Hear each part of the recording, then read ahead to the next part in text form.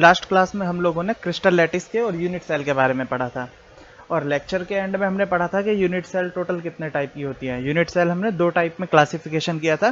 पहला था हमारे पास प्रिमिटिव और दूसरा था सेंटर्ड। प्रिमिटिव में एक ही टाइप की यूनिट सेल है जिसे हम सिंपल यूनिट सेल बोलते हैं, और सेंटर्ड में हमें टोटल 3 टाइप की यूनिट सेल पढ़नी है। सेंटर्ड का मतलब है जिसमें एटम सेंटर में भी प्रेजेंट होगा। अब वो सेंटर फेस सेंटर हो सकता है, बॉडी सेंटर हो सकता है, तो उस बेस पर 3 क्लासिफिकेशन और है, जिसमें हमने सेंटर्ड को बॉडी सेंटर्ड, फेस सेंटर्ड और एंड सेंटर्ड 3 टाइप में हमने आगे डिवाइड किया था। तो सबसे पहले है हमारे पास प्रिमिटिव और सिंपल यूनिट सेल। ठीक है, इसमें जो एटम्स होंगे यहाँ पर लिखा हुआ है, देखो, all atoms are present at the corner of the cube. मतलब अगर हम क्यूबिक यूनिट सेल लेकर चलते हैं तो इस क्यूबिक यूनिट सेल में जो एटम्स प्रेजेंट होंगे वो एटम्स क्यूब के कॉर्नर पर प्रेजेंट होंगे। इस तरीके से ये जो मैं बना रहा हूं, ये इस क्यूब के कॉर्नर पर ये एटम्स हैं।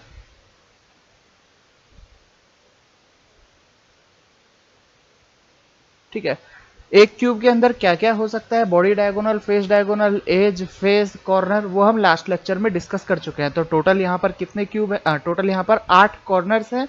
तो यहाँ पर टोटल कितने एटम्स प्रेजेंट हुए, 8 एटम्स प्रेजेंट हुए। ठीक है, अच्छा, अब इन 8 एटम्स में हमको ये याद रखना है कि हम ये सिंपल एक यूनिट सेल की बात कर रहे हैं। इस यूनिट सेल में ये जैसे हम इस कॉर्नर एटम के बारे में अगर हम बात करें तो इस कॉर्नर एटम का सिर्फ इतना ही पार्ट यूनिट सेल के इस यूनिट सेल के अंदर प्रेजेंट है। ये जो मैं ग्रीन कलर से कर रहा हूं, सिर्फ इतना ही पार्ट क्या है, इस यूनिट सेल के अंदर प्रेजेंट है। बाकी का जो पार्ट है ये पार्ट इस यूनिट सेल के बाहर है। अब इस यूनिट सेल के अगर बाहर होगा तो ये बाकी के यूनिट सेल के अंदर प्रेजेंट होगा। मतलब ये जैसे एटम है हमारे पास, तो ये इधर वाली यूनिट सेल, इसके पीछे जो यूनिट सेल है, इसके ऊपर जो यूनिट सेल है, ये टोटल उनके अंदर प्रेजेंट होगा। तो हम यहां पर बात कर रहे हैं कि एक यूनिट सेल के अंदर अगर इस यूनिट सेल की हम अगर बात करें तो इस यूनिट सेल में अगर इफेक्टिव एटम्स काउंट किए जाएं, इफेक्टिव एटम्स का मतलब कि अगर हम इन सब पार्ट को, ये जितने भी एटम्स के पार्ट इस यूनिट सेल के अंदर आ रहे हैं, टोटल काउंट करें तो इस यूनिट सेल के अंदर कितने पार्ट होंगे। ठीक है, तो हम बात करते हैं यहां पर, जिसे हम डिनोट करेंगे Z से। Z equal to number of effective particles in unit cell, number of effective particles in unit cell, इसे हम Z से डिनोट करेंगे। ठीक है, number of total atom in one unit cell. तो यहां पर देखो Z इक्वल टू, इस यूनिट सेल में एटम्स कहां पर प्रेजेंट है, कॉर्नर एटम पर, ओनली कॉर्नर है, कॉर्नर। और टोटल कॉर्नर एटम कितने हैं हमारे पास, 8 कॉर्नर एटम है। तो 8 तो कॉर्नर एटम हुए, और एक कॉर्नर एटम का पार्टिसिपेशन होता है 1/8, जो कि हम लास्ट लेक्चर में डिस्कस कर चुके हैं। तो यहां पर जो Z की वैल्यू आएगी वो आएगी हमारे पास 1 पार्टिकल, या हम बोल सकते हैं 1 एटम।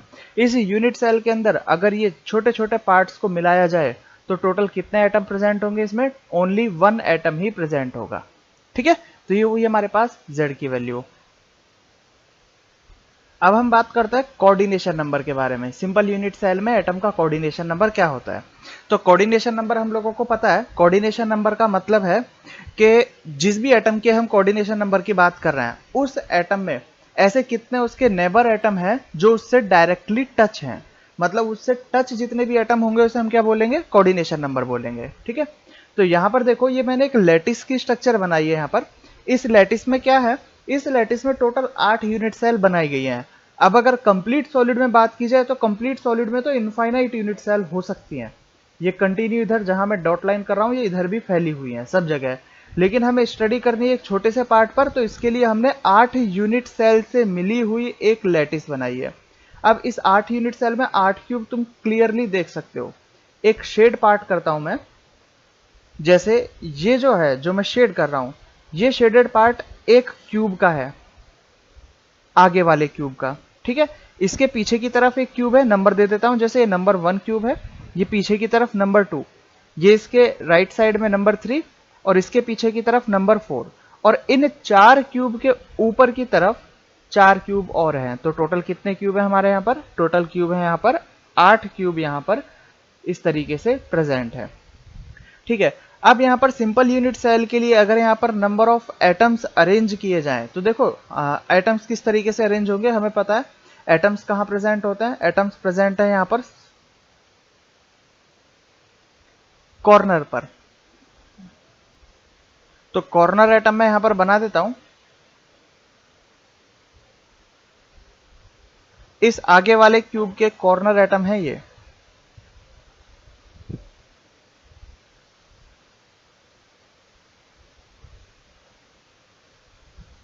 ये टोटल 8 कॉर्नर एटम हो गए और इनसे मिलके एक क्यूब बना हुआ है, ये दिखाई दे रहा होगा। इसके पास वाले के अगर मैं बनाता हूं कॉर्नर एटम तो 8 कॉर्नर एटम ये हो गए। बाकी के ये तो कॉमन रहेंगे, जैसे ये एटम है ये इस क्यूब में भी कॉमन है, नीचे वाले 4 क्यूब में और ऊपर वाले 4 क्यूब में कॉमन रहेगा। ये इसके पीछे वाले क्यूब के 8 और वो उसके साइड वाले के 8 हो गए।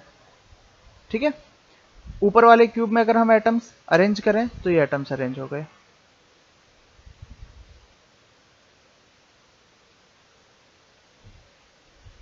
ठीक है।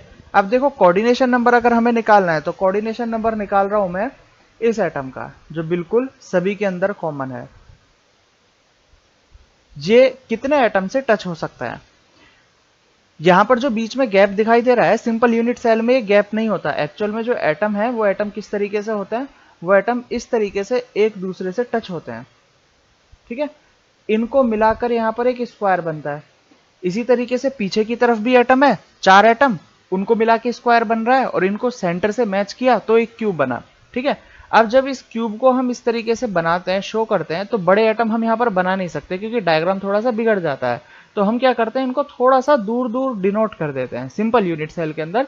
तो हमें याद रखना है कि यहाँ पर ये जो हमें गैप दिखाई दे रहा है ये कोई गैप है नहीं, ये एक्चुअल में स्ट्रक्चर कैसी है, ये इस तरीके से यहाँ पर स्ट्रक्चर इनकी है।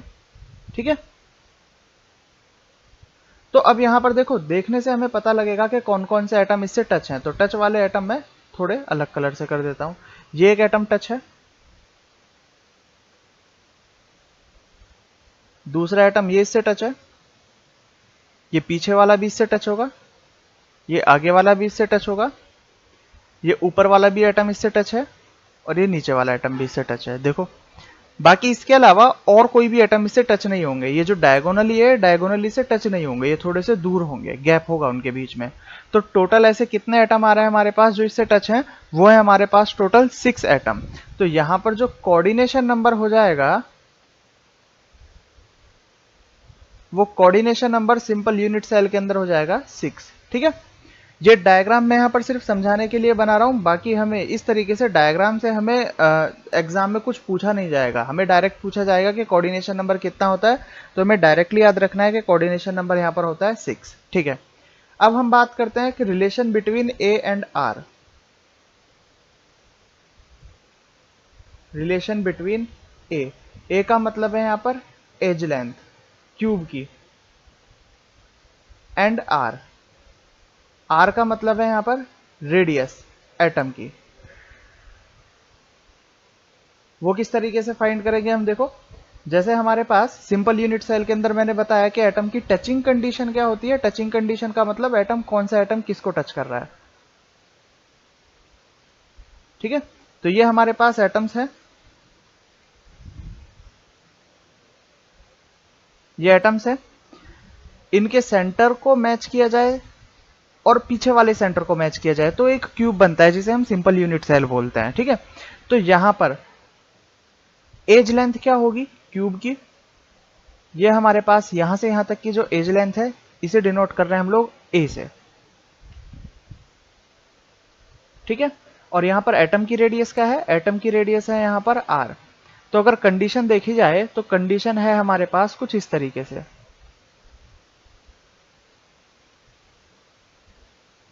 ये एज है और दो एटम इस तरीके से यहां पर टच हैं। तो इसे हम डायरेक्टली बोल सकते हैं A is equal to 2r। A is equal to 2r क्योंकि यहां से यहां तक की रेडियस है r एंड यहां से यहां तक की एक रेडियस और है r। ठीक है। तो यहां पर a इक्वल टू क्या है हमारे पास 2r। ये रिलेशन बहुत इंपॉर्टेंट रिलेशन है, हमें याद रखना है, पैकिंग एफिशिएंसी निकालने के काम आएगा जब हम पैकिंग एफिशिएंसी वाला। ठीक है, तो इस यूनिट सेल के अंदर कौन कौन से पॉइंट हमको याद रखना है वो एक बार हम फिर से देख लेते हैं। सिंपल यूनिट सेल के अंदर एक तो हमें लैटिस पॉइंट याद रखना है। लैटिस पॉइंट की कंडीशन मतलब एटम्स कहाँ प्रेजेंट है, एटम्स सभी कॉर्नर्स पर प्रेजेंट है। दूसरा हमें याद रखना है एक यूनिट सेल के अंदर टोटल कितने एटम होते हैं, जिसे हम Z से डिनोट करेंगे। Number of effective particle in unit cell, simple के अंदर होता है वो 1। ठीक है, तीसरा पॉइंट हमें याद रखना है कोऑर्डिनेशन नंबर। कोऑर्डिनेशन नंबर कितना होता है 6, ये नीचे डायग्राम बना के मैंने बताया है। ठीक है, अगर नहीं समझ में आता है तो हम डायरेक्टली याद रख सकते हैं, इसका इतना ज्यादा कोई रोल नहीं है। नेक्स्ट है हमारे पास relation between A and R. तो ए एंड आर का क्या रिलेशन है, वो है हमारे पास A is equal to 2R, जिसे हम टचिंग कंडीशन भी बोलते हैं। ठीक है, कि एटम्स एक दूसरे को किस तरीके से टच करते हैं। ठीक है, ये हुआ सिंपल यूनिट सेल। अब हम बात करते हैं फेस सेंटर्ड यूनिट सेल के बारे में। नेक्स्ट है हमारे पास फेस सेंटर्ड क्यूब, जिसे हम शॉर्ट में क्या बोलेंगे, FCC। आगे जब भी वर्ड यूज में लिया जाएगा तो फेस सेंटर्ड क्यूब की जगह हम क्या बोलेंगे, इसे FCC ही बोला जाएगा। ठीक है, सबसे पहले हम बात करते हैं इसके लैटिस पॉइंट की। इसके लैटिस पॉइंट कहां पर है, लैटिस पॉइंट का मतलब इसके अंदर एटम्स कहां पर प्रेजेंट है। तो इसके अंदर जो एटम्स है वो एटम्स प्रेजेंट है कॉर्नर एंड फेस सेंटर पर। तो लिख देते हैं हम ये, atoms are present at corners and face centre.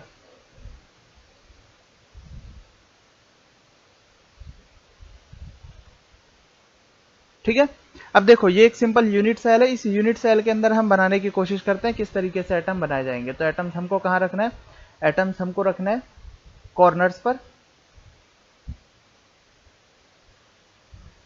Corner पर एटम तो सभी यूनिट सेल के अंदर होंगे, क्योंकि उसी से मिलके क्यूब बना होगा। इन कॉर्नर एटम को जब हमने मैच किया तो इन्हीं से मिलके क्यूब बना है। तो ठीक है, ये कॉर्नर तो हुए, लेकिन साथ में फेस सेंटर पर भी होंगे। जैसे इस फेस के सेंटर पर हो जाएगा second face, third phase, fourth face, 4 face ये हो गए। एक ये पीछे वाला फेस होगा और एक ये आगे वाला फेस होगा। ठीक है, पीछे वाला फेस ये है हमारे पास और आगे वाला फ्रंट साइड वाला फेस ये हो जाएगा। तो टोटल हमारे पास 6 एटम कहाँ हो चुके हैं, इस फेस पर हो चुके हैं। ठीक है, इनके हम कंट्रीब्यूशन के बारे में पहले ही बात कर चुके हैं, किसका कितना कंट्रीब्यूशन होता है। तो ये फेस सेंटर्ड यूनिट सेल का हमारे पास एक सिंपल डायग्राम हुआ। ठीक, अब हम बात करते हैं Z के बारे में, इफेक्टिव एटम्स के बारे में।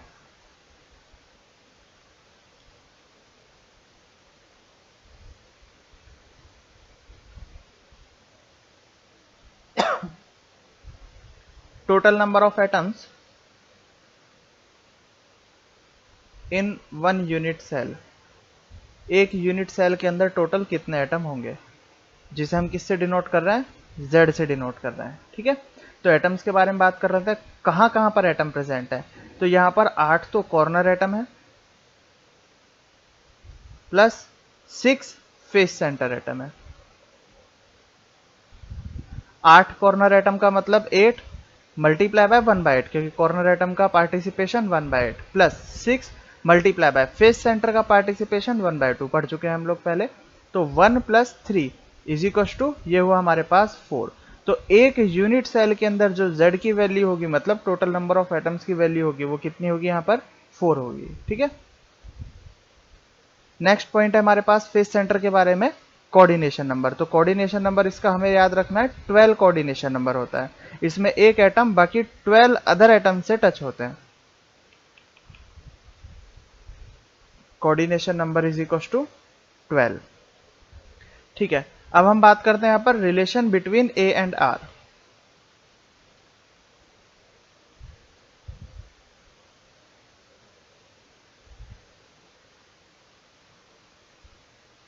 टचिंग कंडीशन भी इसे बोल सकते हैं हम लोग। टचिंग कंडीशन इसकी क्या है,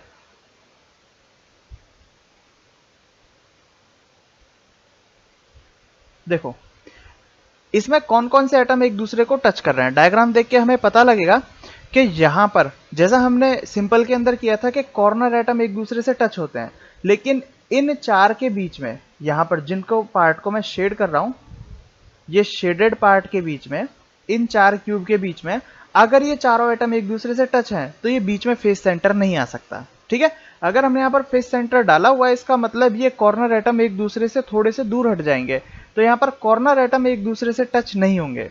टच कौन से होंगे? ये 3 एटम एक दूसरे से टच हो सकते हैं,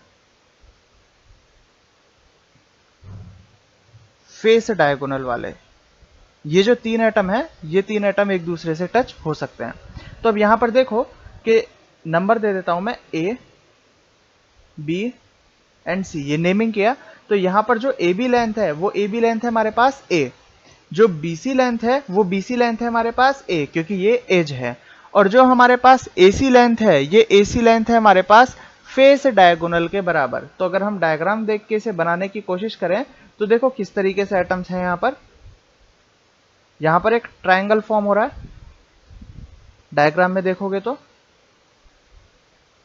ए बी एंड सी। यहां पर ए बी है ए, बी सी है ए, हमें निकालना है ए सी। तो पाइथागोरस थ्योरम से अगर हम देखें तो यहां पर आएगा A C square is equal to A B square plus B C square. A C is equal to हो जाएगा A square plus A square का अंडर रूट, मतलब ये हो जाएगा हमारे पास रूट 2a। तो रूट 2a हमारे पास फेस डायगोनल आया एसी में। अब इसमें फेस डायगोनल में कंडीशन देखो कौन कौन से एटम किस किस तरीके से प्रेजेंट है। इस फेस डायगोनल के कॉर्नर पर 2 एटम प्रेजेंट है और सेंटर पर 1 एटम प्रेजेंट है। तो हम इस तरीके से बना सकते हैं।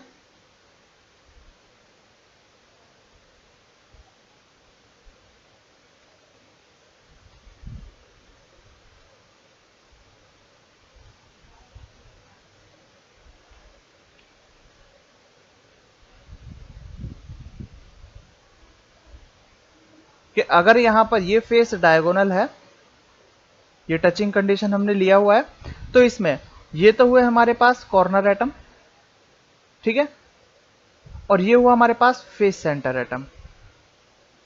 तो देखने से पता लग रहा है कि कितने आर आएंगे।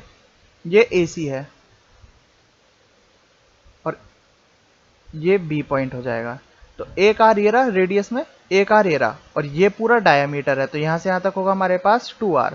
तो टोटल जो कंडीशन आई वो आई हमारे पास 4r के बराबर एसी हो जाएगा, ठीक है। और ये 4 एसी की वैल्यू हम ऊपर निकाल चुके हैं। यहां पर आएगा हमारे पास 4r equal to root 2a। तो ये हमारे पास a एंड r के बीच का रिलेशन बहुत ही इंपॉर्टेंट रिलेशन है, हर जगह काम आएगा, हर न्यूमेरिकल के अंदर काम आएगा। या फिर हम इसे बोल सकते हैं इस तरीके से a is equal to 4r by root 2, जिसे कट करेंगे तो a इज इक्व टू हो जाएगा हमारे पास 2 रूट 2 r। कोई सा भी रिलेशन हम इसमें से याद रख सकते हैं। तो एफसीसी में हमें याद रखने वाले पॉइंट कौन कौन से हैं देखो। सबसे पहला है हमारे pass lattice point. Lattice point में क्या याद रखना है? एटम्स है कॉर्नर पर और फेस सेंटर पर। सेकंड पॉइंट है हमारे पास z की वैल्यू। एफसीसी के अंदर z की वैल्यू होती है 4। कोऑर्डिनेशन नंबर हो जाएगा हमारे पास 12। और a और r का रिलेशन क्या हो जाएगा? 4r is equal to root 2a। ये वैल्यूज हमें यहाँ पर इस तरीके से याद रखनी है। नेक्स्ट टाइप का यूनिट सेल है हमारे पास बॉडी सेंटर्ड क्यूब, जिसे हम क्या बोलेंगे शॉर्ट में? बीसीसी। BCC unit cell. इसमें हम बात करते हैं सबसे पहला पॉइंट सेम लैटिस पॉइंट के बारे में। इसके लैटिस पॉइंट्स कहां होंगे? तो जैसा हमें पता है कॉर्नर पर तो एटम्स होते ही हैं। एटम्स आर प्रेजेंट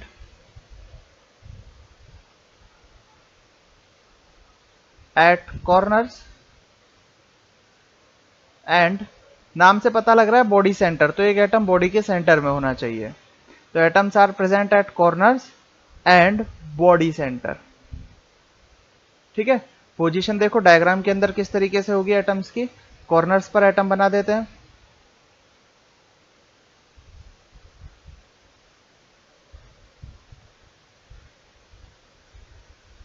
एंड एक एटम हमें बनाना है इस क्यूब के बॉडी सेंटर पर, और ये बॉडी सेंटर इसके बॉडी डायगोनल में से होते हुए निकलेगा, ठीक है। जैसे अगर हम यहां पर बॉडी डायगोनल ड्रॉ करें, बॉडी डायगोनल क्या होगा? जैसे बताया था हमने क्यूब के अंदर बॉडी डायगोनल किस तरीके से हो सकता है? Opposite atoms. तो अगर इनको मैच किया जाए तो ये इस तरीके से क्यूब के सेंटर में से निकलेगा, और इस क्यूब के सेंटर में ही क्या प्रेजेंट होता है? इस क्यूब के सेंटर में ही ये बॉडी सेंटर एटम प्रेजेंट होता है, ठीक है। नेक्स्ट की बात करें, नेक्स्ट पॉइंट है हमारे पास इसका कोऑर्डिनेशन नंबर।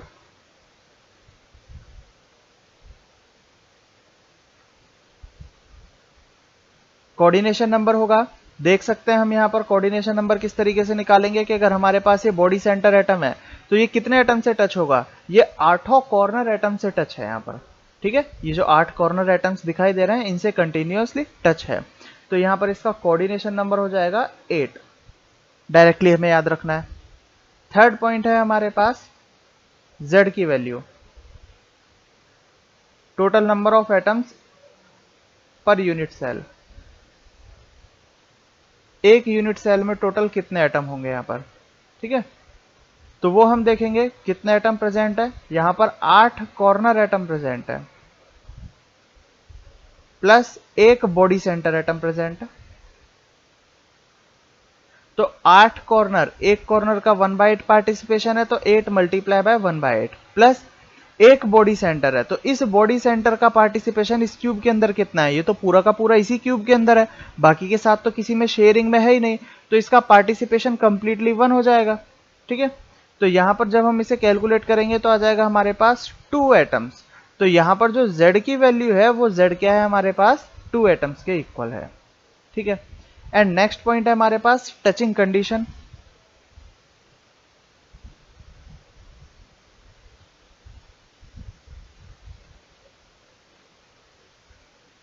तो टचिंग कंडीशन में हमको देखने से ही पता लग रहा है कि ये टचिंग कंडीशन में कौन कौन से एटम यहां पर टच हैं। यहां पर टच है ये बॉडी डायगोनल वाले एटम, तीनों एटम एक दूसरे से टच होंगे।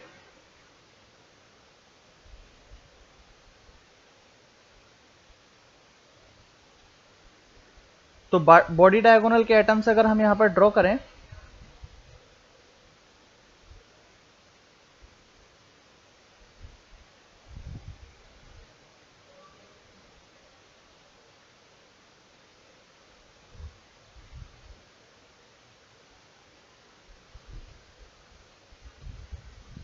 ठीक है, ये बॉडी डायगोनल हमने मान लिया, नेमिंग कर देते हैं इसकी AC। अगर ये AC है तो इस AC में टोटल कितने R होंगे, इस AC में टोटल 4 R होंगे, जैसा हमने प्रीवियसली देखा था कि यहां पर एक R हो जाएगा, दूसरा R यहां से और यहां तक, इन दोनों वैल्यूज में एक R यहां हो जाएगा, और बीच में एक कंप्लीटली एटम है, तो यहां से यहां तक की जो डिस्टेंस होगी वो क्या होगी 2R। तो बॉडी डायगोनल क्या हो जाएगा AC इक्वल टू 4R। तो अब इस AC की अगर हम लेंथ निकाल लेते हैं तो हमारे पास A एंड R के बीच का भी रिलेशन आ जाएगा। ठीक है, तो यहां पर देखो डायग्राम अच्छे से देखो पहले एक बार, फिर उसके बाद हम इसकी लेंथ निकालेंगे ट्रायंगल ड्रॉ करके। हमने नेमिंग किया इस तरीके से, ये A है, ये C है। ट्रायंगल किस तरीके से बनेगा,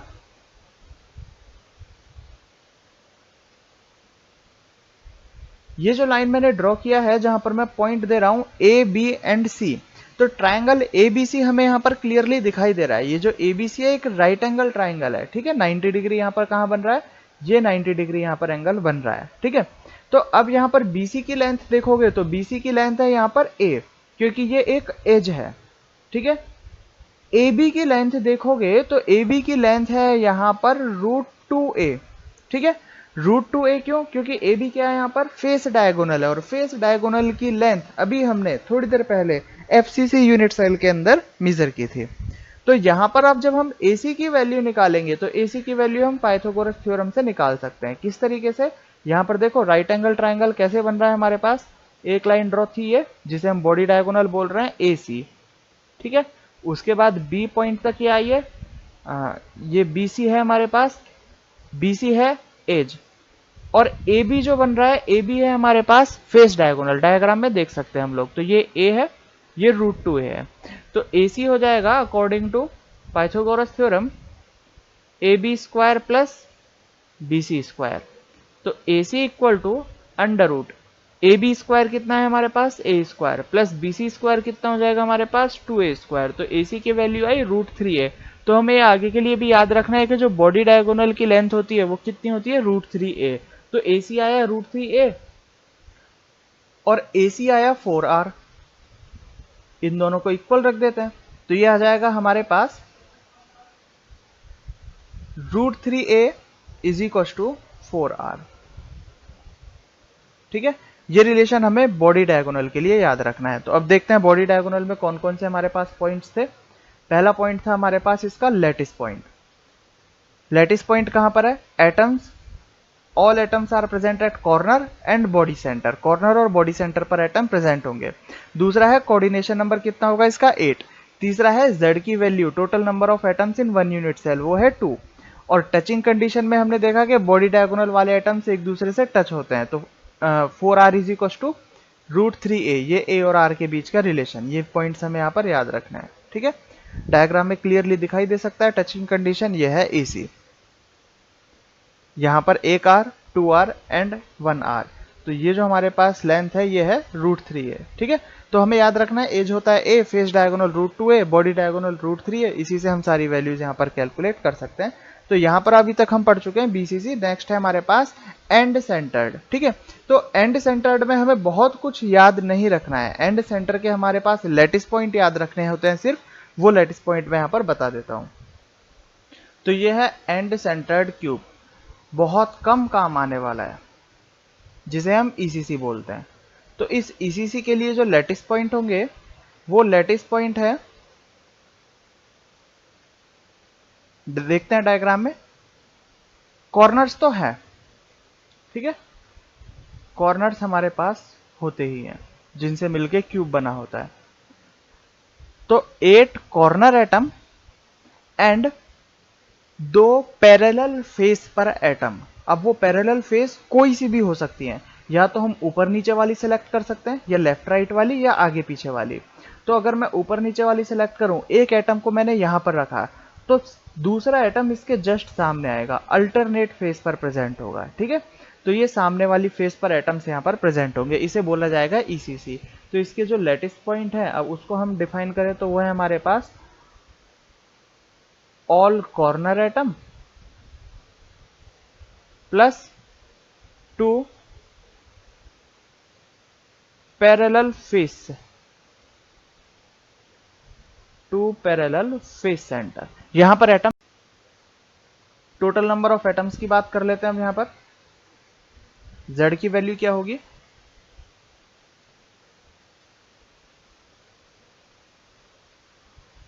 total atoms in 1 unit cell. तो यहां जो Z होगा, देखो एटम्स है यहां पर all corners plus 2 face centre.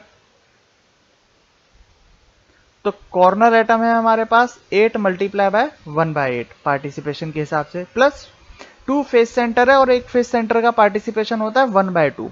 तो ये आया हमारे पास 1 + 1 = 2 एटम, जो कि BCC में भी हमारे पास ऐसा ही था। ठीक है, तो Z की वैल्यू हुई यहाँ पर 2 एटम। ये ECC है। ठीक है, ECC इतना ज्यादा काम नहीं आता, सबसे ज्यादा काम आने वाला है FCC, उसके बाद BCC एंड सिंपल। लगभग इन 3 यूनिट सेल में हमारे पास काम हो जाता है।